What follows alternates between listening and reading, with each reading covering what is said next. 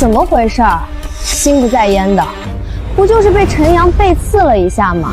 难道你那餐馆还真会倒闭不成？面对林菲菲的抱怨，张浩立马挤出笑容。当然不会，你放心，顾客认的都是我的环境和服务。等这2天招个好厨师，用不了多久，肯定让陈阳关门。那就行。总之，别忘了你答应我的，年底买别墅，否则别怪我跟你分手。放心吧，肯定没问题。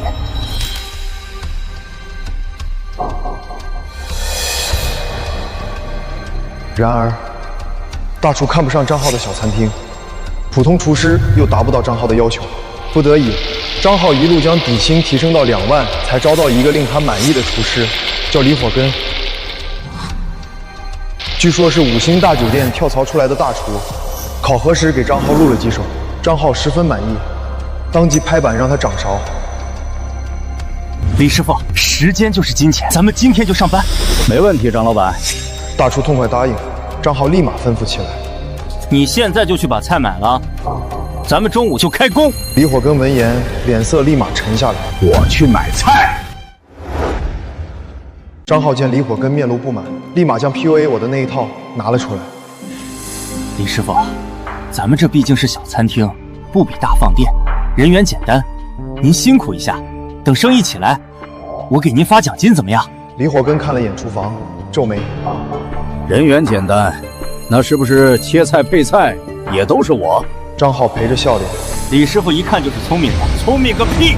那么多活全是我一个人，你把老子当驴使唤呢？李火根扯下围裙，人到灶台便要离开，张浩慌了。李师傅，别走啊！之前都是一个人。那你让之前的人来呗。我，要么你把人给我配齐了，要么你爱找谁找谁去。李火根根本不吃张浩那一套，转身就要离开。张浩好不容易招到一个令自己满意的厨师，当然不能放跑了，只能硬着头皮拉住李火根。李师傅，你消消气儿，我配，我一定尽快把人给你招齐。但是这2天，您先顶一下行吗？可以，但得把那几个岗位的工资补给我。好。张浩只能咬着牙应下，买菜、切菜、配菜至少1人5000，加上2万的主厨，张浩满脸肉疼。晚上回到家，父母和妻子苏婉迎上来，怎么样？神情期待。他们知道今天是分钱的日子。分了多少钱10万。10万。张浩朋友圈说今年赚了200万，3期分成，怎么才10万？店铺和本金都是人家的，人家说我就出个力。出个力？谁不知道你一个人干了几个人的活儿？爸妈和苏婉神情都带着愤怒。这也太欺负人了！不行，咱就换一家，以你的厨艺。妈，我有点累，先洗洗睡了。哎，我妈还想说什么，被我爸拦住。行了，小杨心里有数。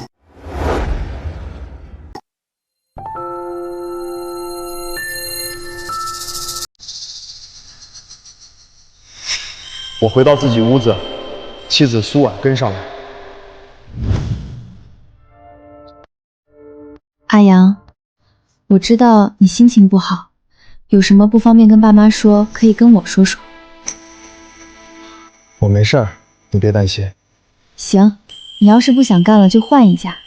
总之，不管你做什么决定，我都支持你。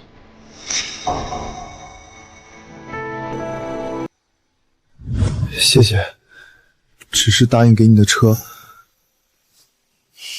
没事儿，明年再换也没事儿。骑了那么多年电动车，都习惯了。我保证，明年一定让你提上新车。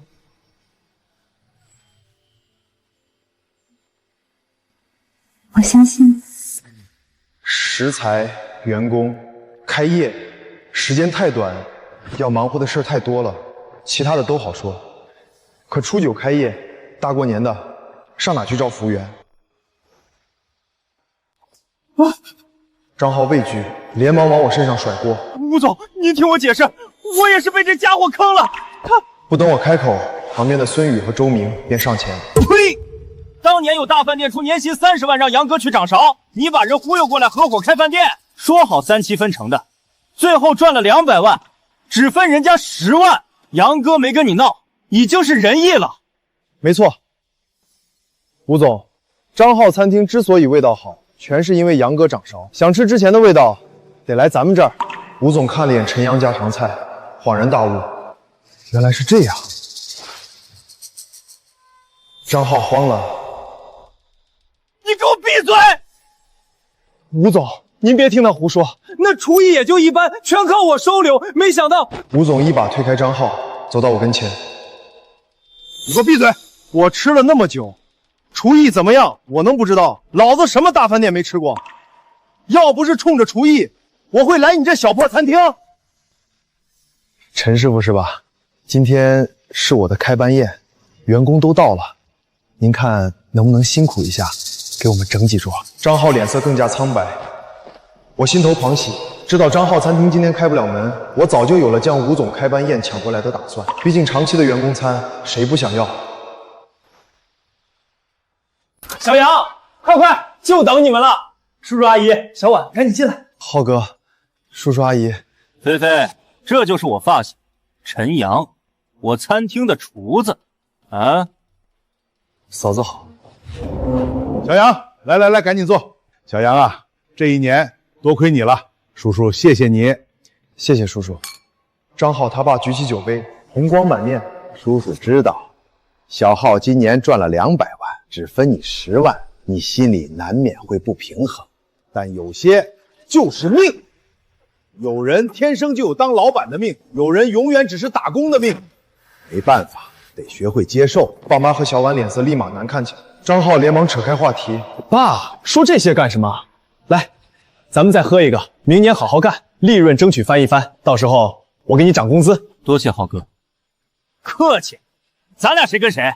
我春节应酬多，店里就交给你啊。吴总说了，只要开班宴让他满意，他公司就把公司的员工餐就交给我们，这可是长期生意啊。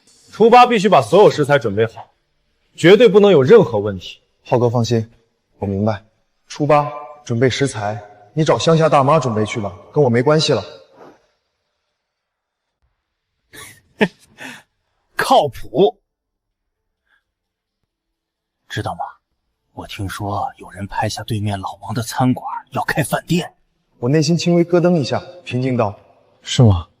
千真万确，也不知道是哪来的傻子，都不打听打听吗？整条街的餐厅都被咱们按趴下，他竟然还敢开在咱们对面，简直自取其辱！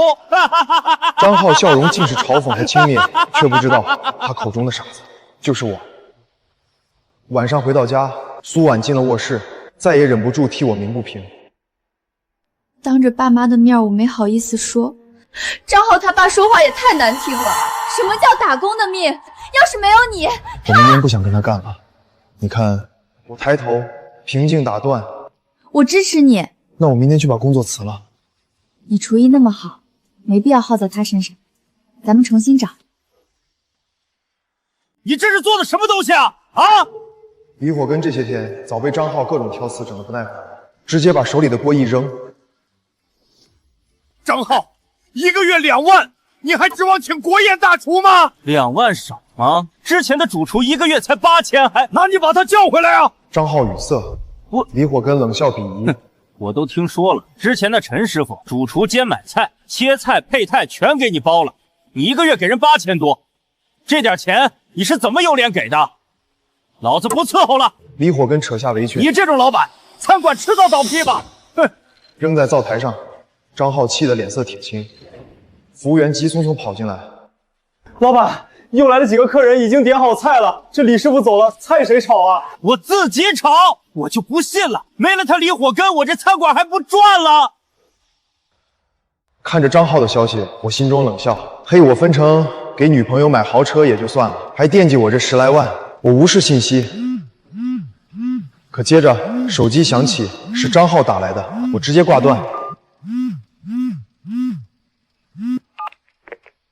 喂，张浩刚才给我打电话说借钱周转，给你发消息没有回，打电话也没有接。不用理他。行，那他再打我就说钱已经被花了。晚上我回到家，爸妈正坐在沙发上。听说你不想跟张浩干了，我和你妈特地托关系找了几个去处，你看看有没有你想去的。妈拿出一张纸，上面写了好几家餐馆酒店的情况和待遇。爸妈，本想过段时间稳定了再跟你们说的，其实盘下张浩对面餐馆的是我准备单干。什么？单干？爸妈有些意外，单干风险太大，万一亏了。妈有些担心。咱儿子的手艺能帮张浩赚钱，怎么会亏？小杨，爸支持你，这卡里有5万块钱，你先拿着。爸，我不能要，我拿着。餐馆刚起步，要用钱的地方多，爸没本事，帮不了你，只有这点心意了。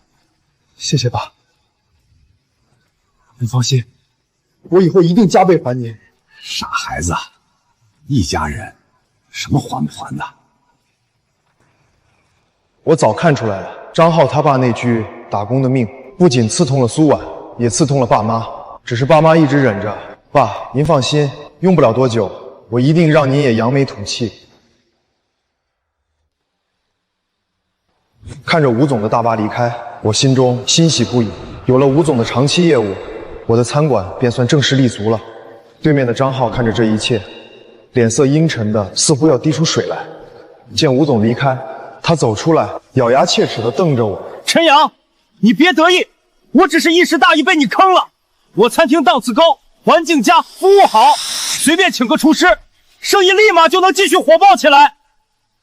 到时候你就等着关门吧。当天下午，张浩餐厅门口便贴出了招聘启事，高薪招聘厨师。我毫不在乎。晚上回到家，我迫不及待地跟苏婉报喜。听完今天的事情，苏婉满脸激动。今天开业净利润将近1万，这么多！韩总、吴总捧场，里里外外都坐满了，吸引了不少新顾客。我跟苏婉解释，以后大概率赚不了那么多，不过保守估计1天2、3千应该没有问题。小婉，你放心，我一定尽快赚到钱，把车给你提了。阿阳，提车的事儿不着急，如今餐馆刚起步，用钱的地方多，先存着以防万一，等宽裕了，咱们再提车。我心里一阵感动，暗暗发誓，一定让她过上比林菲菲更好的生活。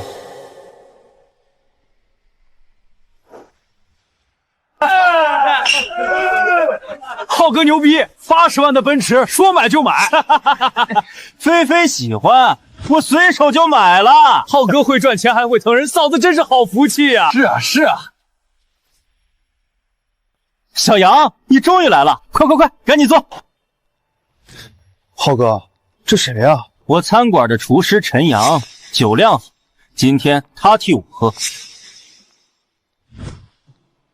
我心中不是滋味，张浩却没有丝毫察觉，嬉皮笑脸靠过来。最近应酬太多，我今天真喝不下了，你帮我挡一下。我以为他是真心想请我放松一下呢，没想到。好的，浩哥。来，兄弟，既然浩哥说了，我敬你。谢谢。兄弟，这种场合，浩哥能叫你是看得起你，你以后可得好好表现。来，咱俩喝一个。好。谢谢浩哥。张浩面露惊慌，可能是厨师今天状态不佳，您稍等，我这就让他重炒。就在张浩慌张解释时，又一个顾客进门，却被同伴叫住。怎么还来这家？他们家主厨单干了，在对面开了新餐馆，想吃之前的味道得去对面。真假的？骗你干什么？走走走。顾客一顿时怒了。好啊，说什么状态不佳，原来是主厨换了。我说味道怎么不对呢？还想骗我？抱歉，陆总，咱们去对面，保证让你满意。张浩不甘心，还想阻拦，这位先生，推开。您再给我一次机会，我保证我们的新厨师做的肯定比对面好。其他顾客得知真相，滚开！也纷纷扔掉筷子。我说最近的菜怎么不对劲儿？老板也是骗我说主厨身体不舒服，骗子！不吃了，去对面。对，去对面。起身离开。你们别走啊！张浩慌了，没多久，顾客便走光了，只留下恼羞成怒的张浩，气冲冲冲到后厨。李火根，你怎么回事？什么破厨艺，根本留不住客人。开业当天，餐馆门口摆着花篮，红布也被扯下，露出上面的门牌，鞭炮正在噼里啪啦的响着。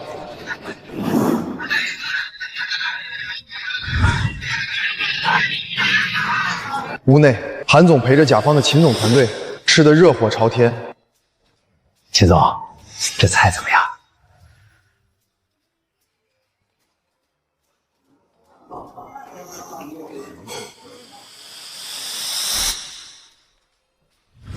好样的，不输京城的大厨，韩总有心了。应该的，应该的。各位吃好喝好，我敬秦总。来，让一让。孙宇和周明也忙得不亦乐乎，总之相当红火。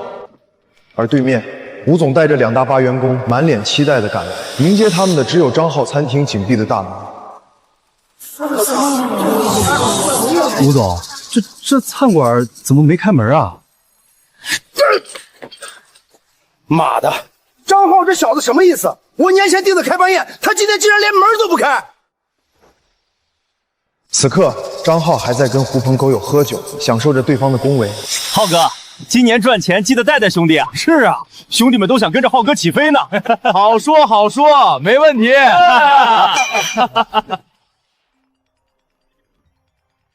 嘘，别说了，是吴总。直到吴总的一通电话，彻底打碎了他的美梦。吴总，您放心，一切我都安排好了，保证。安排个屁！吴总的怒吼响彻包厢。老子上百号员工都到了，你餐厅连门都没开。什么？没开门？吴总，是不是搞错了？我已经吩咐陈阳了，怎么会？陈阳，你是说你们对面的陈阳家常菜？什么陈阳家常菜？吴总，您在说什么？你自己看。吴总挂断，发了张照片过来。陈阳家常菜门口摆着花篮，红布也被扯下，露出上面的门牌，鞭炮碎屑满地。我正带着孙宇、周明正门口揽客，笑容满面。张浩瞬间如遭雷击。什么？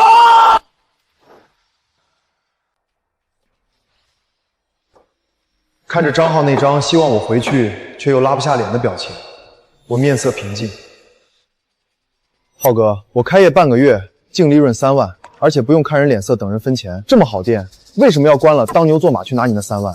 而且我这店的收入是实打实拿到手的，你那3万，谁知道会不会再变成8000？利诱不成，张浩双手一拍桌子，开始道德绑架。钱，陈阳，我们这么多年兄弟，你眼里就只有钱吗？没等我开口，听到动静的孙宇和周明就走过来，冷笑。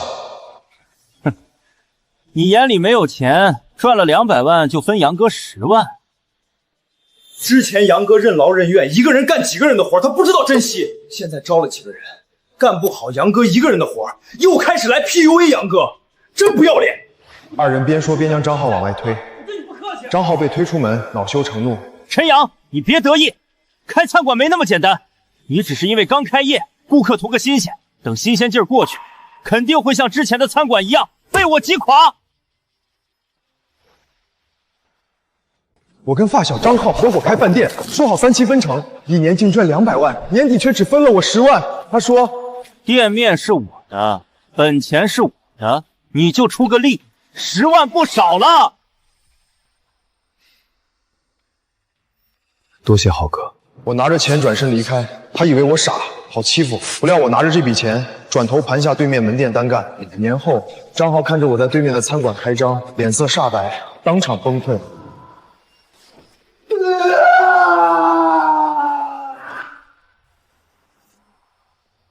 浩哥，说好3期分的，我答应年底给小婉提车的，你这店面是我的，本钱是我的，就我这环境性和服务，找个乡下大妈来掌勺也照样红火。咱这片主厨1个月顶天也就8000，1年9万6，我给你10万，不少了。做人要知足。人家主厨有专门的人买菜、切菜、配菜，我为了省钱一个人全干了，到头来替别人省。行，听浩哥的，我转身离开。张浩突然叫住：初9开业，吴总包下了咱们餐厅请员工吃开工宴，年后你好好准备一下。好，我表面答应，心中却冷笑不已。年后找乡下大妈给你当主厨吧，我不干了。我走向对面餐馆，看着门上的转租通告，掏出手机，店铺转租是吗？我要了。年底的菜场格外热闹，我找到熟悉的食材商贩刘大壮。刘大壮每天给张浩餐厅送菜，对我的处境一清二楚。那张浩就是个周扒皮，杨哥你早就该单干了。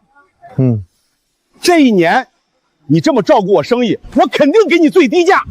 谢了。搞定了食材供应，我正想着去哪儿招服务员，张浩餐厅的服务员孙宇迎面走来。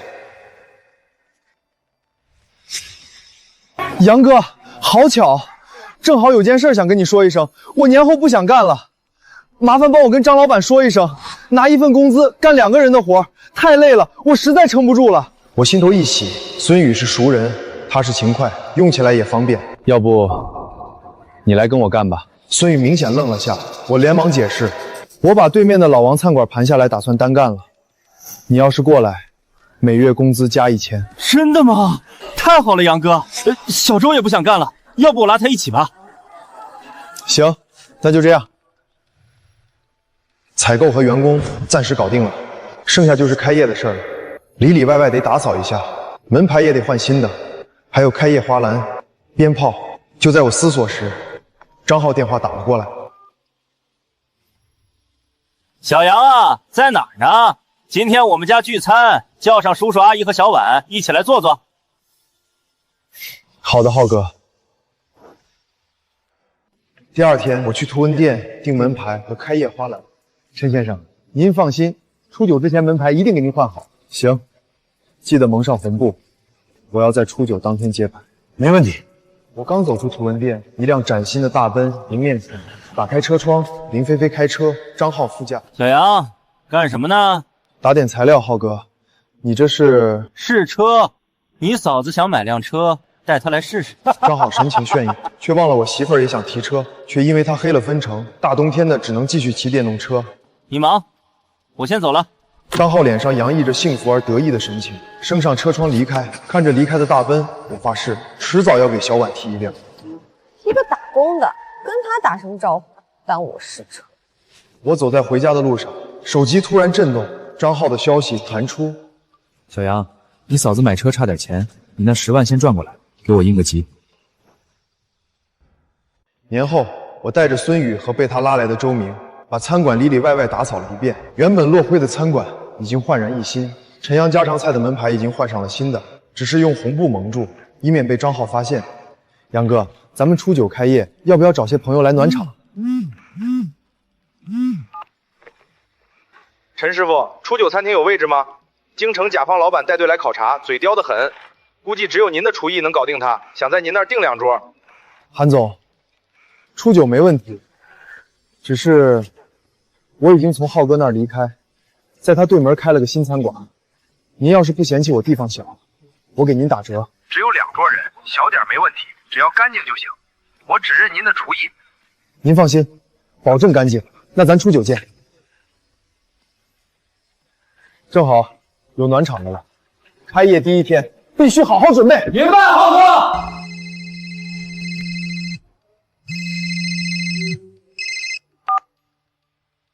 小杨，我约了几个朋友在皇冠娱乐城唱歌，一起来坐坐。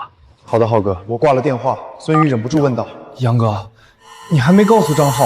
以他的脾气，要是知道我单干，肯定会想办法阻止。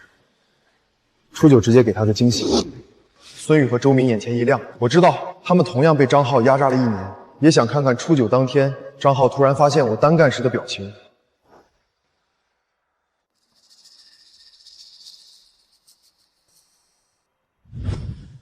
小杨，我生意越做越大，应酬也越来越多，最近店里就全靠你了，尤其是明天的开班宴，吴总的长期订餐必须拿下。浩哥放心。好兄弟，我就不送你了。浩哥，张浩转身搂着林菲菲上车，疾驰而去，将我一人扔在冷风里。我看着张浩远去的车子，冷笑：开班宴，长期订单，找乡下大妈替你拿吧，我不伺候了。一个厨师而已，跟他废话那么多干什么？真把他当兄弟了？你懂什么？这种一人能当几个人用的廉价劳动力，不想办法拴住了，万一跑了怎么办？什么？林菲菲凑过来。陈阳的臭屌丝真单干了，他怎么敢？浩，张浩立马冲出包厢，林菲菲紧跟。张浩那些朋友神情怪异，窃窃私语：一个厨师而已，他那么紧张干什么？你懂什么？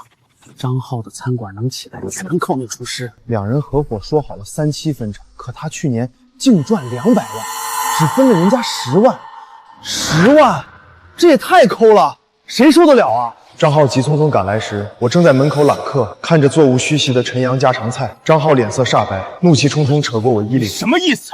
老子把你当兄弟，你就这么对我？浩哥，我平静扯开他的手。你把我当兄弟，3-7分成就分我10万，不就是少分了你点钱吗？张浩恼羞成怒。你不满意可以说，为什么？我没说吗？可你说店面是你的，要我知足，所以我自己盘了个店面，有问题吗？你……张浩还想说什么，吴总怒气冲冲地冲过来，甩手给了张浩一巴掌。张浩，老子上百号员工都等着呢，你他妈今天必须给我一个交代！旁边吴总的上百号员工怒视张浩。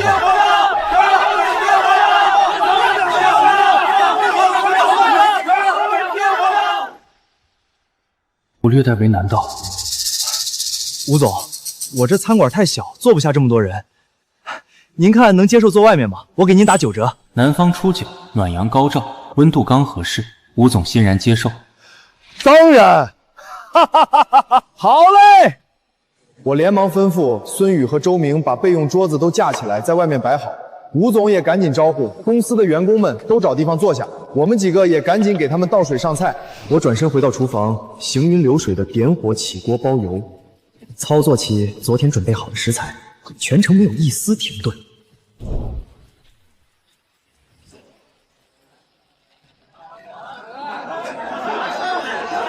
这顿饭吴总吃得很开心。爸妈听说我今天生意火爆，也急匆匆赶来帮忙。我怕他们累着，就安排他们去路口帮忙发传单。事后我不出所料，拿下了吴总公司的员工餐业务。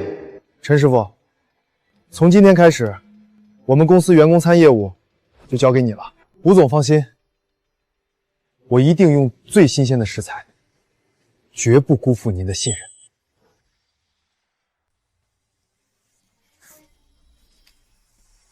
怎么回事？心不在焉的，不就是被陈阳背刺了一下吗？难道你的餐馆还真会倒闭不成？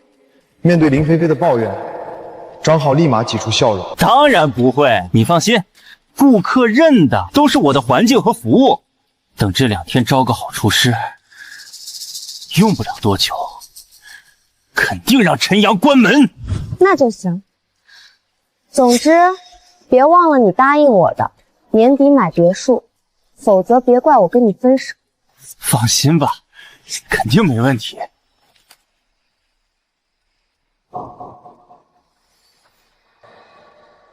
然而，大厨看不上张浩的小餐厅，普通厨师又达不到张浩的要求，不得已，张浩一路将底薪提升到2万，才招到一个令他满意的厨师，叫李火根。据说是5星大酒店跳槽出来的大厨，考核时给张浩露了几手，张浩十分满意，当即拍板让他掌勺。李师傅，时间就是金钱，咱们今天就上班。没问题，张老板。大厨痛快答应，张浩立马吩咐起来：“你现在就去把菜买了，咱们中午就开工。李火根闻言，脸色立马沉下来。我去买菜。搞定了李火根，张浩的餐馆终于又开了起来。靠着去年积累的名气，加上许多人并不知道我这个主厨单干的消息，开工后餐馆生意还算不错。张浩得意不已。陈阳，用不了多久，我就能将你那小破餐厅生意抢光，让你关门大吉。老赵，你这么大个老板，请我们吃饭，竟然来这种小地方，也太抠了吧。陆总，您别看这餐厅一般，但那厨师的手艺堪称一绝，绝对不输你们京城大厨。来，陆总，各位尝尝看，绝对唇齿留香。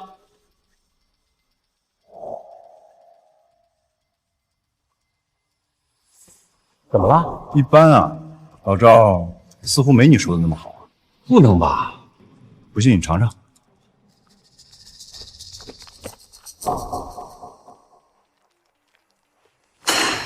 老板，老板，这位先生，您有什么吩咐？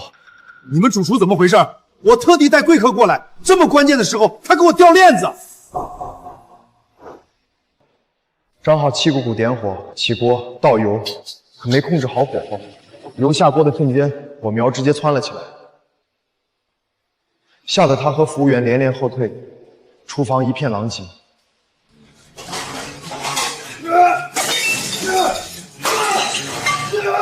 服务员连连后退。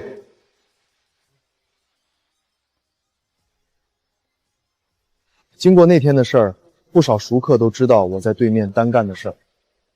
我的生意越来越好，加上张浩重新招厨师又耽误了好几天，等新厨师入职后，早就被熟客抛弃，餐厅生意一落千丈。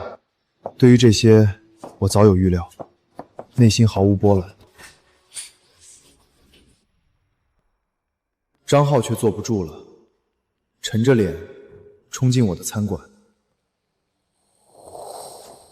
陈阳，我1个月给你3万，你把餐馆关了，继续跟我干。等新鲜劲儿过去，肯定会像之前的餐馆一样被我击垮。随时放马过来。我转身回去收拾餐厅，懒得理他。你等着。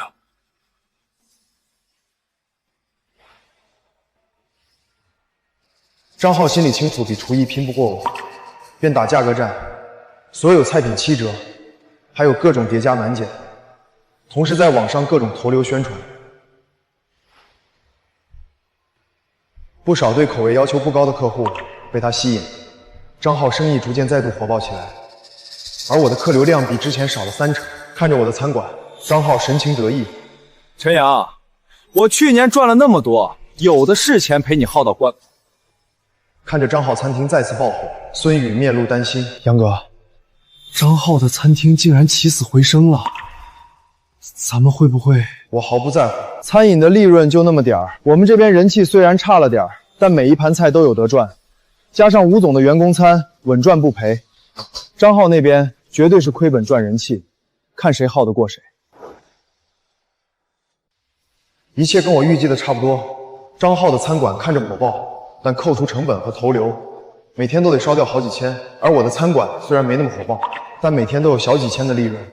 2、3个月下来，我逐渐站稳脚跟，利润稳步上升，张浩已经快支撑不住。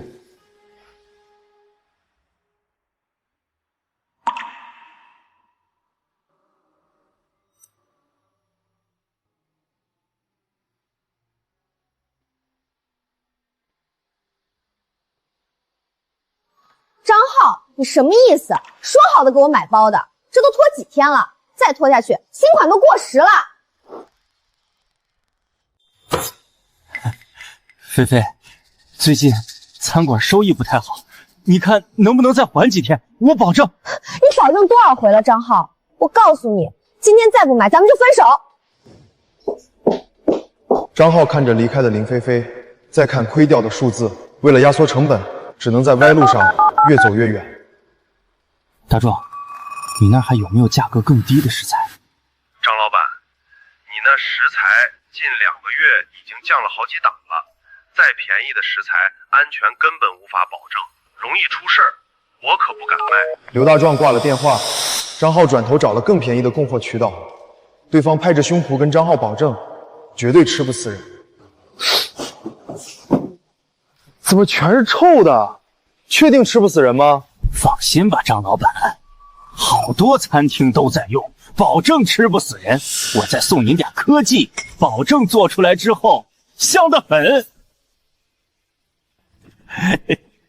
行。靠着低价的新供应商，张浩在生意火爆的同时，也开始盈利，逐渐再次意气风发起来。刘大壮给我送货时聊到此事，满脸鄙夷。杨哥，知道吗？张浩把供货商换成了老贾，那老东西的货堪比阿三，迟早得出事儿。刘大壮说的没错，没多久，张浩的报应就来了。那天我去张浩餐厅隔壁超市买东西，偶遇张浩他爸带着几个朋友来吃饭，他还不知道我单干，看到我脸上洋溢着虚伪的笑容。各位，这就是我儿子餐馆的厨师，手艺好得很。小杨啊，这几位可都是我的好朋友，过会儿你好好给各位叔叔露几手，千万别丢了小浩的脸。这时，张浩餐厅传来激烈的咒骂声：“老子就是吃了你们餐馆的菜，食物中毒的，你们今天必须赔偿！”就是赔钱！怎么回事？张振国急匆匆上前，他的朋友紧跟，我也跟了上去。果然出事了。餐馆内，一个顾客掀翻了一张桌子，吓得不少顾客纷纷起身后退。今天不给我个交代，我跟你们没完！大家都过来看看，我昨天就是吃了他们的菜，差点食物中毒死在医院。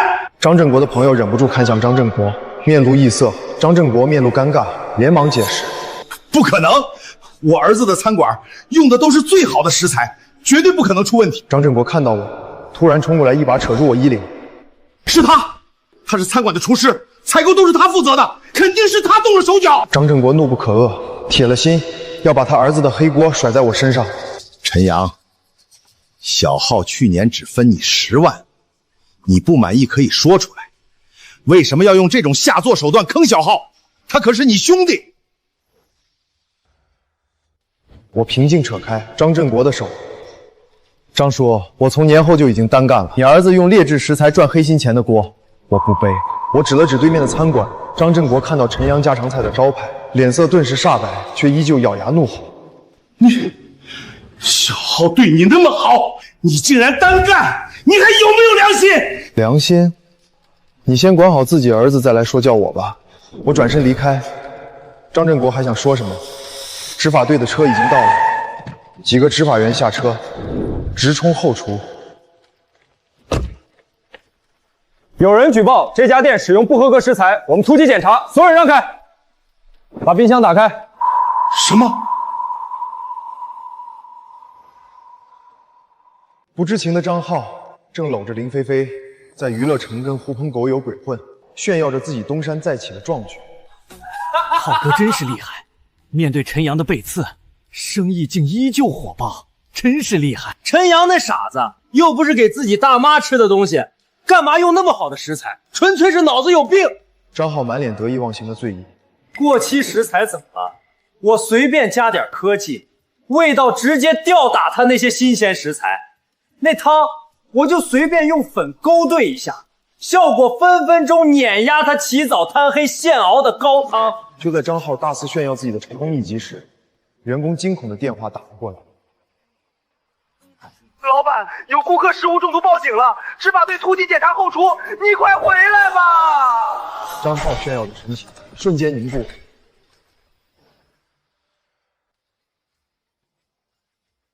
张浩急匆匆赶回来，看到张振国。爸，你怎么在这？小浩，你跟爸说实话，你的食材到底有没有问题？张浩还没来得及掩盖真相，执法员便提着许多瓶瓶罐罐走了出来。张浩是吧？经检查，你的餐馆存在重大食品安全问题，同时查出大量非法的食品添加剂，需要查封整改，麻烦跟我们走一趟吧。张浩脸色瞬间惨白，嘴唇打着哆嗦。怎么会这样？老贾不是说没问题吗？执法员押着张浩离开，周围顾客指指点点。这黑心老板为了赚钱也太没底线了。果然便宜没好货。张振国，你这个混蛋！张振国的几个朋友也满脸鄙夷，天天跟我们炫耀他儿子怎么厉害，原来是赚的黑心钱。这饭我们可不敢吃，怕被毒死。这些人天天听张振国炫耀他儿子，眼红的要死。现在见张浩出事儿，一个个都忍不住幸灾乐祸起来。张振国老脸挂不住，全身一僵，当场心脏病发作，被救护车拖走。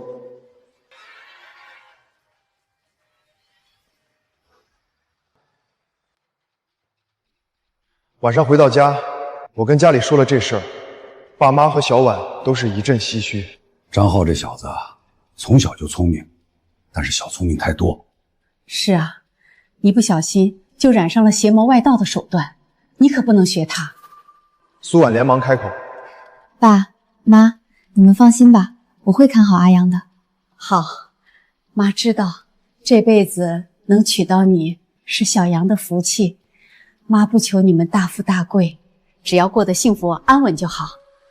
看着温馨的一家，我暗暗发誓，一定要好好赚钱，让爸妈和苏婉都过上好日子。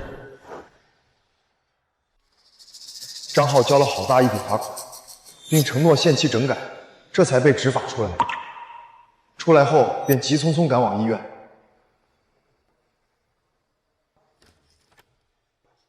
此刻的张振国刚苏醒不久，看到张浩，气得大骂：“混账东西，竟然干出这种事来！我张振国的脸都被你丢尽了！”张浩他妈李娟也是满脸恨铁不成钢。小浩啊，你怎么能干出这种事呢？还被你爸老熟人逮个正着，你让我和你爸还怎么见人啊？还不都怪陈阳，要不是他背着我单干，我也不至于为了压缩成本铤而走险。张振国和李娟闻言也纷纷咒骂起我。陈阳这小崽子从小看着老实，没想到一肚子坏水。小浩对他这么好，他竟然背着小浩单干，真是看错他了。没错，我儿子被他害惨了，你可不能就这么算了。爸，你放心吧，我一定想办法击垮陈阳，东山再起。张浩立志东山再起，然而因为食物中毒事件，他在整条街的名声已经臭了。即便整顿后重新开业，继续降价，也无人光顾。而我因为用料扎实，厨艺又好，生意越来越火爆。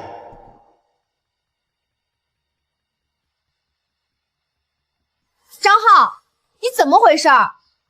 说好给我弟弟买车的，钱呢？本就心力交瘁的张浩再也撑不住了。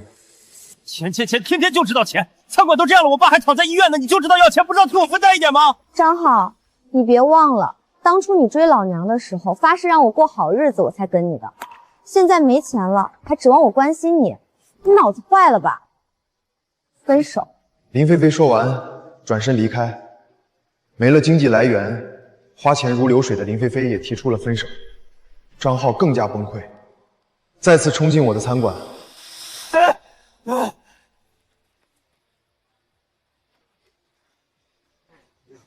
浩哥，咱们之间貌似没什么好说的吧？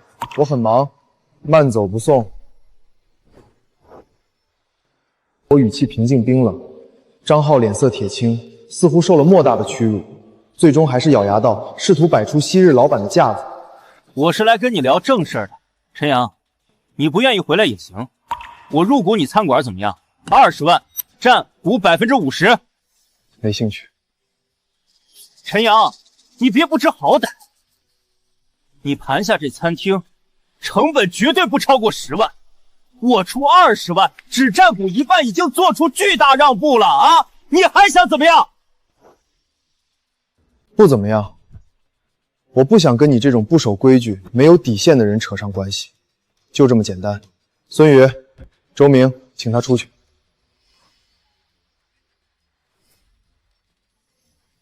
陈阳，这么多年，兄弟真要赶尽杀绝吗？我没有搭理。孙宇和周明则满脸不屑。杨哥只是开了个饭店而已，怎么就赶尽杀绝了？自己厨艺不行，做人不行，这么晦气，谁敢让你入股？想让杨哥带你赚钱还拉不下脸，都快破产了，也不知道你高贵什么。孙宇和周明转身回餐馆，张浩神情怨毒。陈阳，这么火爆的生意，原本应该是我的，你却想吃独食，我跟你没完！我本以为张浩只是说狠话，可没几天，我的餐厅就出事儿了。中午生意最火爆的时候，几个顾客冲进餐厅，一口咬定在我餐馆吃坏了肚子，要报警索赔。昨天就是吃了你们家的菜，食物中毒挂了1天的水，你们必须赔偿。我连忙出来解释，我们餐馆用的都是新鲜食材，肯定不会出现这样的情况，一定是误会，请给我点时间，我一定查明情况，给大家一个交代。少废话，肯定又是个黑心商贩，我要报警。没多久，执法队便赶了过来，有人举报你们餐馆存在食品安全问题，请跟我们走一趟吧。执法员前往厨房搜查之后，将我带到执法队。收到消息的爸妈和小婉急匆匆赶来。小杨，这到底是怎么回事？妈，别担心，没做亏心事儿，不怕鬼敲门。我食材都是最新鲜的，肯定是误会。我相信阿阳。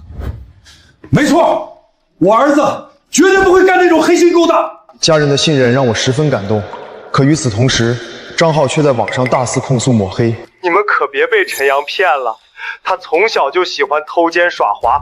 1年前没有工作，是我收留了他，把他当亲兄弟照顾。可他倒好，转头就背着我单干，撬我员工，抢我生意，简直无耻至极。看着这一幕，爸妈和小婉气得咬牙切齿。这个混蛋，简直血口喷人！我们也没有落井下石吧？说不定就是他搞的鬼，有可能。爸妈说的没错，没多久，执法员就查明了真相。合作那么久，张浩对刘大壮的情况早已十分熟悉。昨天悄悄溜到菜场，趁刘大壮没注意，偷偷在他为我准备的食材上下了药。他以为做的神不知鬼不觉，却不料菜场暗处装了监控。张浩被押来的时候，我正走出执法队大门。张浩看到我，痛哭求饶：“小杨，我错了，我就是一时鬼迷心窍。陈阳，我求你了，我求你了，你签个谅解书，救救我，救救我，行吗？我不想坐牢啊！”事后，警方也公开真相，还我清白。本就臭了的张浩，再次引来全网谩骂。他妈过来求我出具谅解书，想减轻张浩的处罚。小杨啊，小浩已经知道错了，你就看在这么多年的情分上，高抬贵手，把谅解书签了吧。他爸还躺在医院呢，他不能坐牢。我看着他妈的哀求，眼底没有一丝同情。多年情分，他暗中给我的菜里下毒，要不是那地方有监控，坐牢的就是我了。他会对我高抬贵手吗？阿姨，客人还等着上菜的，慢走不送。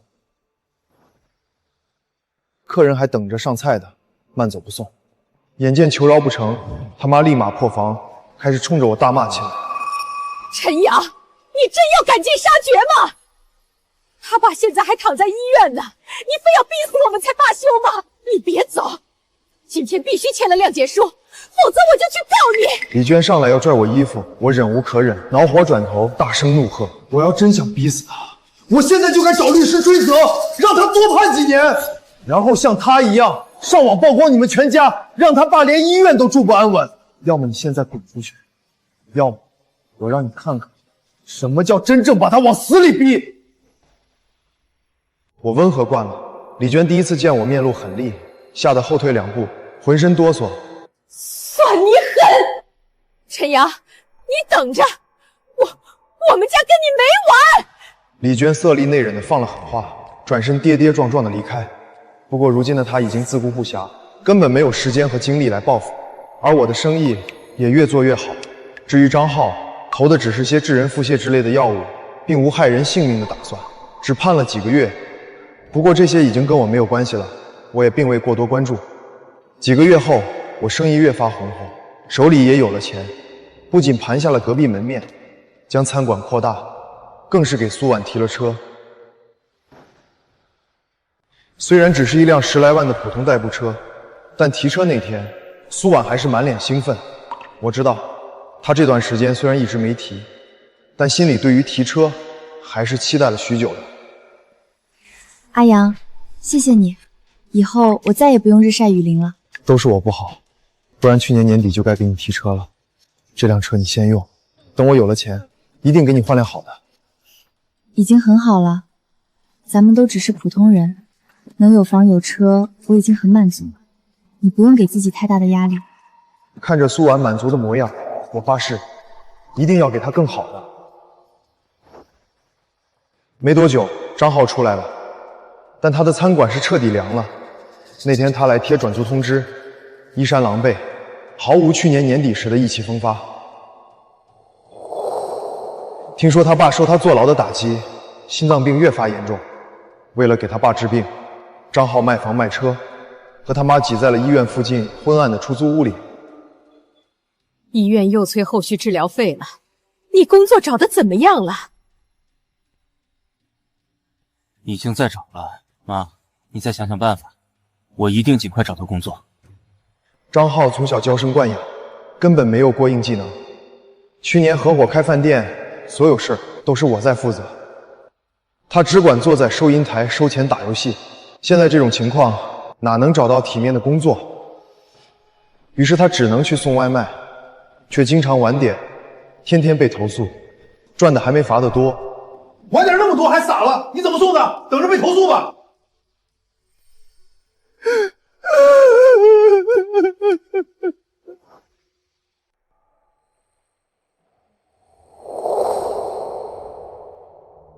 送外卖不成，他只能又去找别的活。张浩心中一喜，送货员只要能开面包皮卡就行，我应该没有问题。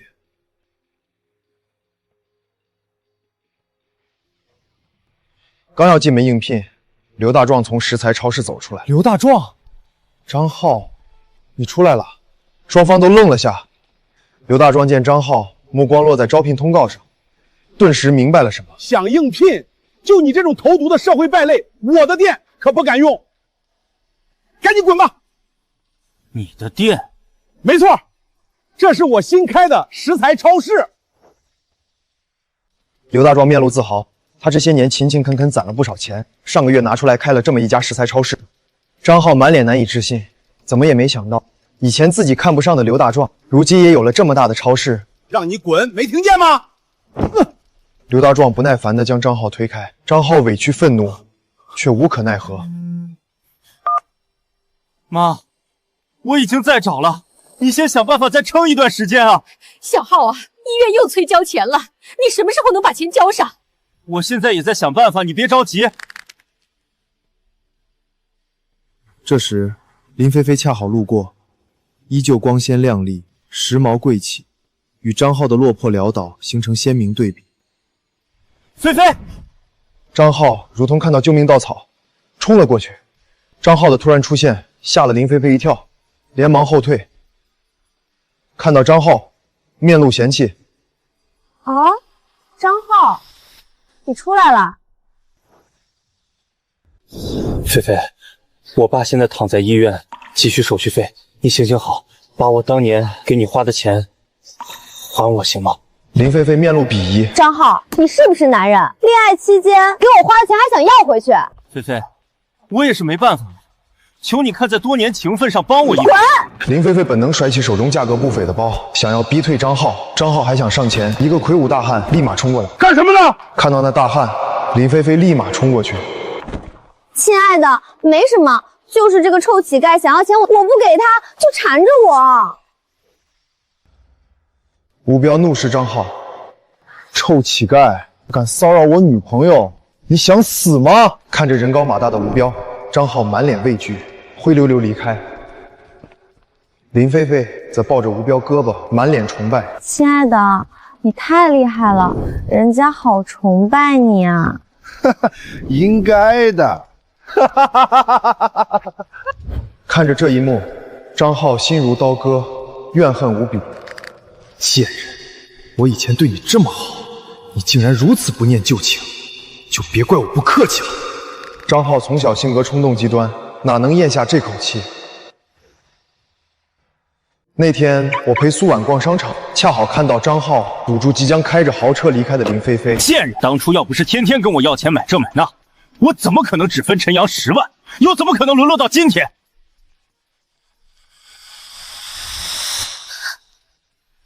现在你拍拍屁股，就想换个有钱男人继续过好日子，哪那么容易？林菲菲面露惊慌，连连后退。张浩，你想干什么？法治社会，你可别乱来，否则我一定再把你送进去。少废话！老子已经进去1次了，不在乎第2次。给你2个选择，要么还我20万，要么我缠你一辈子。你敢？我新男朋友道上可是有人的，信不信我告诉他，要你好看？面对林菲菲的威胁，张浩满不在乎。你去告了，我顺道把你当年怎么伺候我的视频拿给他看看，我倒要看看他还会不会要你这种贱人。张浩癫狂嚣张，林菲菲终于慌了。张浩，你无耻！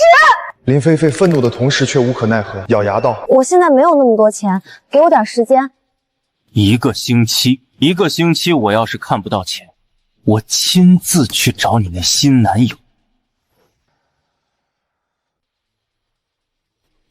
张浩满脸得意，转身却发现路过的我和苏婉，脸上的得意瞬间凝固，慌乱、尴尬，最终被怨恨取代。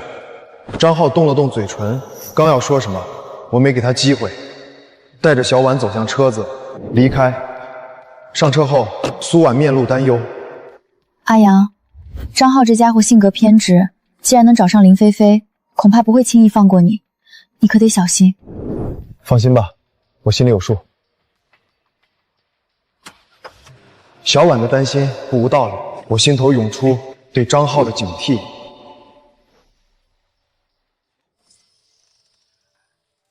小浩，医院又催了，再不交钱就要终止你爸的治疗。妈，再等几天，再等几天就有钱了。我去找林菲菲了，她答应还我20万。林菲菲，她能这么好心？你坐牢时我找过她好几天，她不仅不讲半分情面，还诅咒你爸早点死。你可别再干什么犯法的事儿。放心吧，妈，我心里有数。张浩神情复杂，妈，我今天看到陈阳了，他们2口子穿戴比以前好多了。陈阳这半年估计没少赚。听到这话，李娟面露怨毒。这小狼崽子抢的都是你的运气，他那些钱原本都该是我们家的，别让我逮着机会，否则我一定跟他没完。妈，放心，我发誓一定让他连本带利还回来。然而之后好一段时间，张浩并没有出现，只是听说他爸的病情越来越严重，一直在大把烧钱却不见好。再后来，偶然听刘大壮提及他又看到了张浩，在一家装修公司当小工。不过这些跟我已经没有关系了，我餐馆口碑越积越好，生意也越做越大。短短2年，已经开了3家分店，更是盘下了市中心一处500平的店面，准备开一家高档中餐厅。都给我打起精神来！这家老板可是咱们公司的老客户，这次更是订了咱公司最高规格的装修套餐。谁敢拖后腿影响进度，我跟他没完！陈总，您来了。我不经意抬头，看到角落的张浩，张浩也看到了我。我有些意外，却并没有表露。张浩则立马转过头去，避开我的目光，隐藏尴尬。我并没有将这小插曲放在心上。张浩在我心中已经跟陌生人无异，掀不起丝毫波澜。只要他别招惹我，我都懒得多看他一眼。林峰，可真好啊！我们商讨完，一辆红色的法拉利停在餐厅门口，车窗降下，露出苏婉的面庞。上个月刚给她提了新车，半年前我们更是换了个大房子。如今我已经实现了当初的誓言，让苏婉过上了好日子。苏婉也瞥见了张浩，却并没有露出什么异色，冲着我笑着叫道：“阿阳，忙完了吗？”差不多了。我又跟工头交代了几句，便要离开。工头满脸堆笑着送我上车，看着红色法拉利离开的背影，满脸羡慕。真是一对令人羡慕的神仙眷侣。只有张浩神情复杂，车内没有外人，苏婉眼底流露出些许担忧。刚才那是张浩。我知道他的担忧，连忙安慰道：“这2年的现实对他的敲打，足以将他的棱角磨得差不多了，应该不会乱来。就算他真有什么念头，咱们早已今非昔比，也不用怕他。”也是，不过也不能掉以轻心。我猜的没错，张浩这2年确实已经被磨光了棱角，可就在当天，因为一次意外，再次激发了他心中对于我的恨。张浩干活时走神，出错好几次，弄废了好几块昂贵材料，工头一怒之下将其开除。张浩，你知不知道这些材料有多贵？一连弄废好几块，你是猪吗？老子不养废物，赶紧收拾东西滚蛋！张浩脸色苍白，哀求：“杨哥，你不能这样，求你再给我一次机会。我爸还等着交手术费呢，我要是没了工作，他的手术费该怎么办？关我什么事儿？滚蛋！我要是没了工作，他的手术费该怎么办？关我什么事儿？滚蛋！否则我让你把这几块材料一起赔了！”工头撞错了胳膊，一把提起张浩扔出门去。张浩转头就把这一切怪到了我的头上。陈阳，肯定是你搞的鬼！这2年我已经不跟你计较了，你为什么还要把我往死里逼？今天你必须给我一个交代！陈阳，我已经一忍再忍，你为什么还要赶尽杀绝，搅黄我的工作？你知不知道，那是我好不容易才找到的工作？莫名其妙，我直接挂掉电话，继续忙自己的事。如今我生意越做越大，根本没有时间陪他浪费。张浩不甘心，还想纠缠。电话响起，他妈急切的声音传来：“小浩，你在哪儿？你爸病情突然加重，医生说要尽快手术，你赶紧过来！”什么？张浩急匆匆赶往医院，满脸不甘。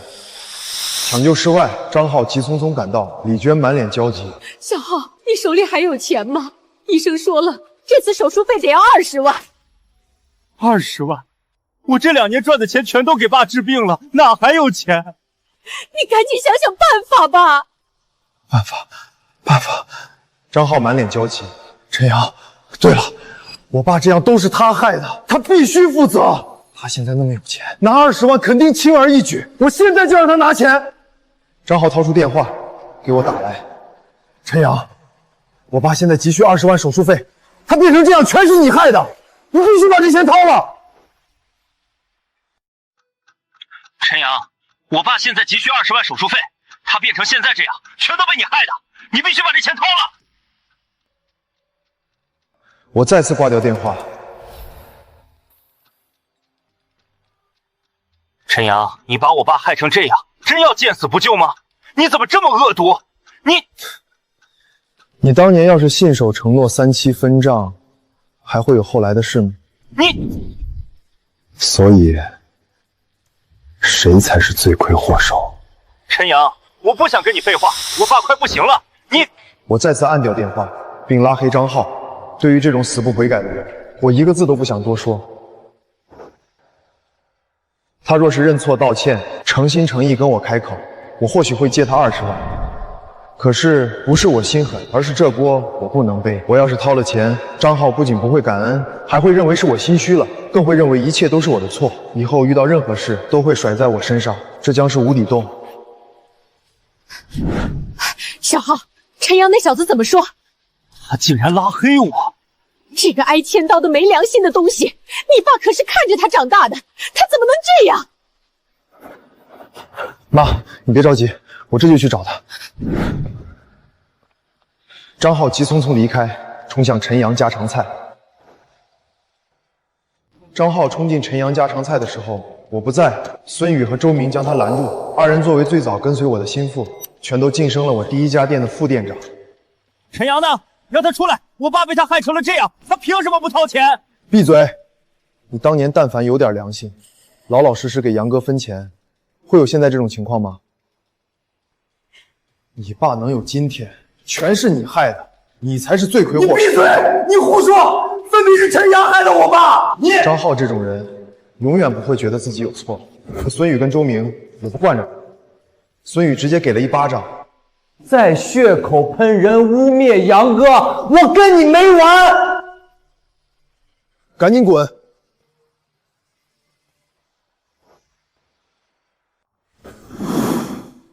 二人将张浩拽出门，张浩愤怒无比。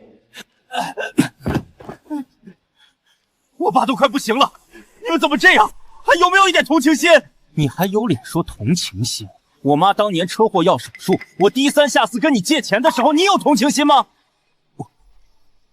当年孙宇他妈出了车祸，急需2万手术费，孙宇都快给张浩跪下了，张浩眼都没眨，还顺手花3万给林菲菲买个包，还是我给他拿了1万应急。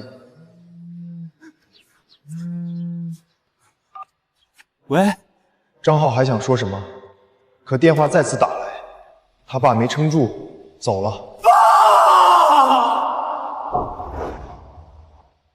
张浩他爸的葬礼自然没有邀请我，我也没去，一直在忙着新店的装修，关系到这份上，早就断了。苏婉有些担心张浩会报复我，对此我一直有所警惕，只是没想到张浩竟然比我想的还没底线，竟然绕过了我，冲着苏婉去了。那天正是新餐厅开业的日子，爸妈和不少宾客都来捧场，十分热闹。小杨啊，小婉怎么还没到？你赶紧打电话问问。好，我掏出手机，刚要打电话，苏婉电话打了过来，我嘴角不禁上扬，接通电话，传来的却是张浩怨毒的声音。陈阳，苏婉在我手里，不想她出事就给我滚过来！我顿时如坠冰窟。我没敢告诉爸妈，只说苏婉路上车坏了，让我去接她一下，同时让孙宇和周明帮我招待一下宾客，便急匆匆离开。小婉，我急匆匆赶到张浩说的废弃厂房，苏婉正被绑在椅子上，看到我，张浩手里拿着刀，满脸怨毒。哎呀，陈阳，你终于来了！张浩，你到底想干什么？我心急如焚，愤怒地吼道：“放了小婉，否则我发誓，一定让你后悔终生！”闭嘴！陈阳，你还有脸说？要不是你，我爸也不会死！你这个杀人凶手！够了，张浩！你要是按规矩分钱，会有后来的事儿吗？你要是没有用劣质食材赚黑心钱，你爸能突发心脏病吗？你要是没有坐牢，你爸也不会因为你病情加重。你要是认错道歉，好好来借钱，你爸说不定不会死。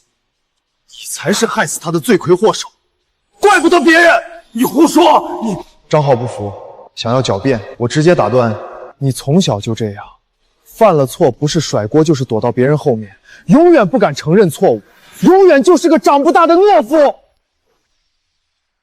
永远不敢承认错误，永远就是个长不大的懦夫。你给我闭嘴！闭嘴！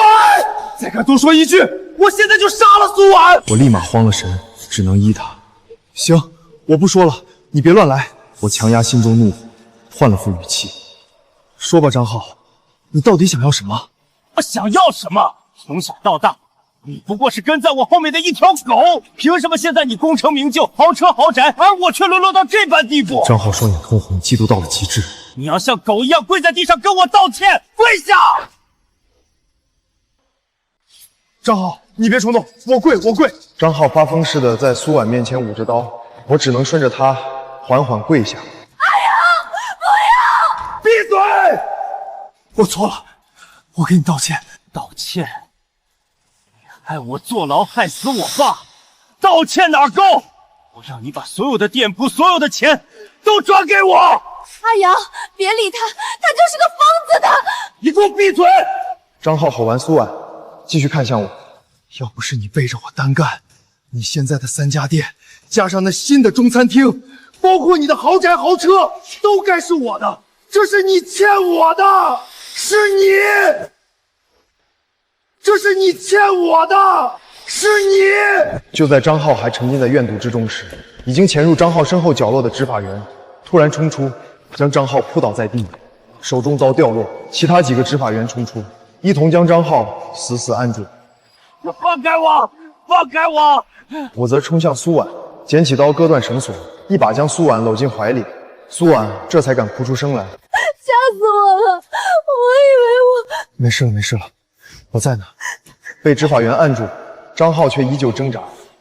陈阳，你又害我，我跟你没完！我转身冲着他的脸上就是一巴掌，一把扯住他的衣领。你他妈给我闭嘴！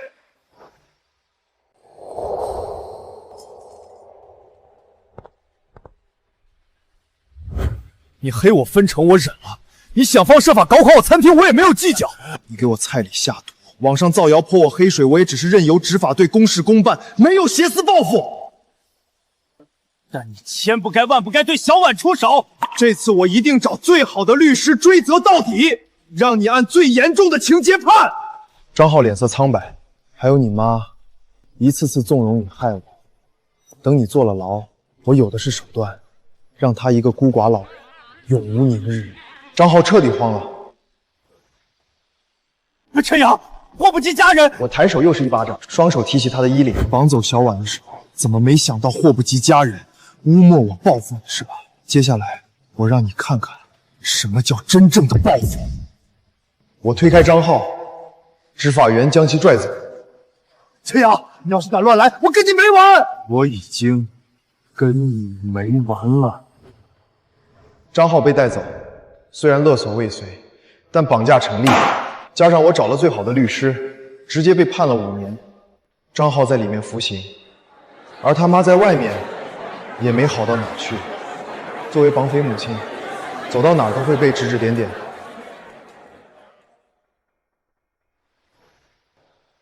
最终他妈找工作无门，积蓄花光，只能沦落街头乞讨为生。我承认这一切有我的暗中出手，毕竟张浩敢一次次伤害我，少不了他妈的怂恿。当然一切都在法律允许的范围内。我如今事业有成，家庭和睦，可不能因为张浩那种烂人脏了自己的手。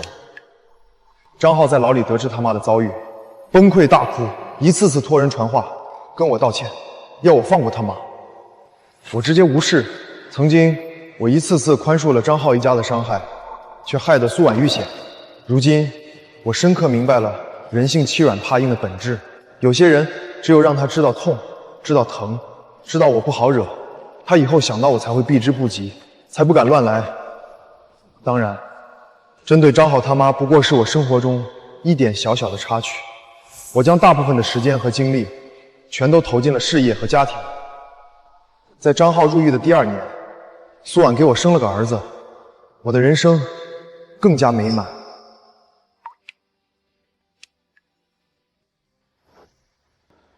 我的事业越做越红火，分店也越开越多。5年转眼过去，我的餐馆已经成了全市有名的连锁店，而张浩也从牢里出来了。我说过，我跟他没完，我要让他想到我就避之不及。因此他出来后也是求职无门，只能跟他妈一样沿街要饭。这一天，我跟苏婉抱着3岁的儿子逛街，抬头瞥见一个狼狈的身影，衣衫破旧，满脸脏兮兮的，正是张浩。看到苏婉眼中的仇恨和警惕，张浩顿时吓得惊慌失措，跌跌撞撞离开。而我要的就是这效果。爸爸，刚才那是谁啊？不认识，不用理他。宝贝，爸爸今天带你去游乐园怎么样？好啊，好啊。儿子挥舞着小手，满脸兴奋。苏婉宠溺地在他小脸上亲了一下。我们一家3口的笑声在路上回荡。角落里，张浩看着这一幕，神情复杂。2个大汉走出，怒喝：“看什么看？还想对陈总家人图谋不轨？不敢！”